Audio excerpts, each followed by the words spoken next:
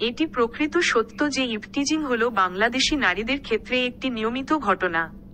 বস্তুত সম্পূর্ণ ভারতীয় উপমহাদেশীয় অঞ্চলটি এই উৎপীড়নে অস্থির। প্রতিবেশী দেশসমূহ যেমন শ্রীলঙ্কা, ভারত ও পাকিস্তান ইত্যাদিতে ইভটিজিং এর সমান অনুপাত প্রদর্শন করে, যেটি পুরুষের কিছু ভ্রান্ত মানসিকতার লক্ষণ যারা নারীদের মর্যাদায় কোনো সম্মান দেখায় না। ইভটিজিং হলো নারীদের জন্য একটি মানসিক অভিজ্ঞতা। এটি গভীর মানসিক ক্ষত ছড়াতে পারে যা নিরাময় করা কঠিন হতে পারে।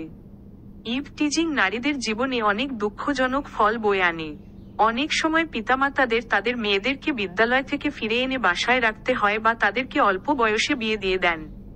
ভুক্তভোগী পিতামাতাগণ তাদের মেয়েদের অক্ষরে অক্ষরে সম্ভ্রম হানি ও তাদের নিরাপত্তা নিয়ে উদ্বিগ্ন।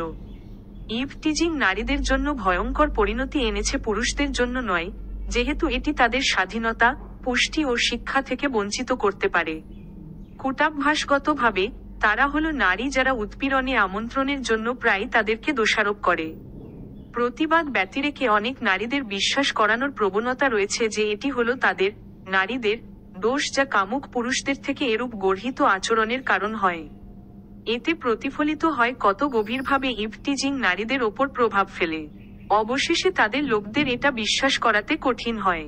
তারা কখনো তাদের পুরুষ বন্ধুদের বিশ্বাসপ্রবণ হতে পারে না।